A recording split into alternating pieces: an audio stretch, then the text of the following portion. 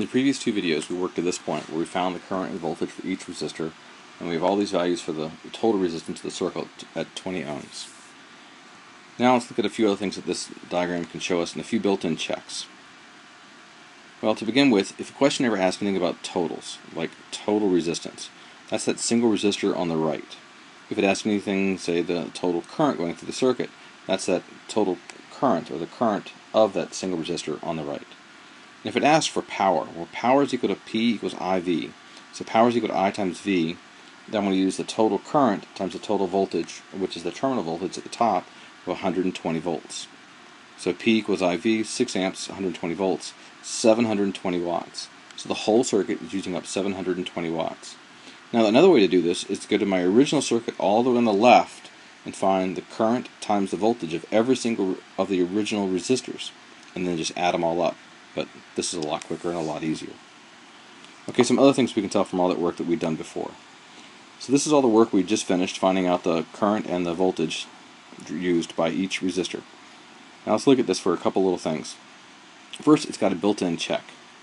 If I start at the positive voltage, if it's a loop circuit, just wherever the positive voltage is, or in this case at the terminal of 120 volts, and I travel down the circuit in any path, as long as I don't touch a resistor twice on my path, then I can add up all the voltages used by each resistor.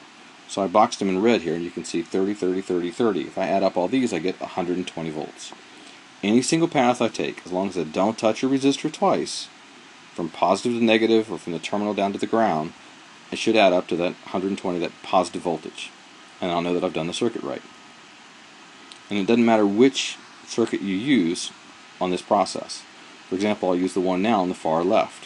120 volts, start there and I'll go down, and I'll highlight all the voltages that I add up as I cross the resistors.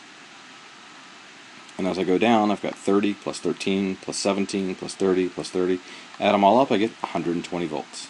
So any single path, as long as you don't touch a resistor twice, from positive to negative, or from the terminal down to the ground, it should add up to the terminal voltage or the positive voltage, in this case 120 volts. So there's your kind of a built-in check. You can check each step that way. Now there's one other thing that's kind of cool about all this. If I look at this, going from the positive voltage, and I go down, I can see the first resistor across is 6 amps. And then I get to this junction. And at the junction, I can see that the current splits up, kind of like rivers and creeks, how the water flows and they'll split.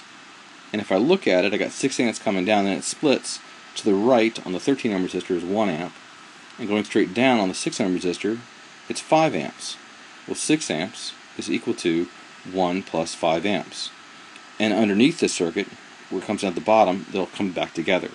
So somehow as the current flows and it splits and comes back together, it makes sense. The numbers add up. 6 is equal to 1 plus 5. You can see that all the current's conserved, and so it all adds up nicely. Finally, your paper. What would your paper look like? What am I looking for?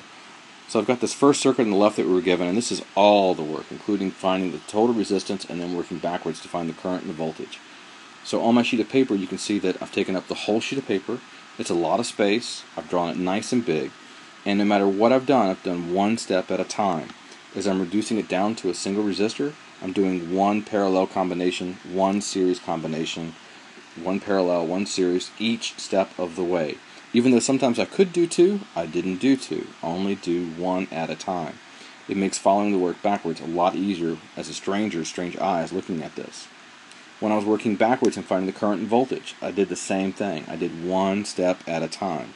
For one combination of series and parallel, I found the voltage and the current. And I kept doing that for each drawing that's on here. That's important. Do not do more than one at a time. When you get a job somewhere and you're paid a salary for doing this kind of thing, your boss can tell you to use less paper. For right now, I'm your boss, and I'm looking for one step at a time. Do not do 2 steps at a time. Do 1 step at a time. It'll make grading this paper and trying to understand what's going on a whole lot easier later.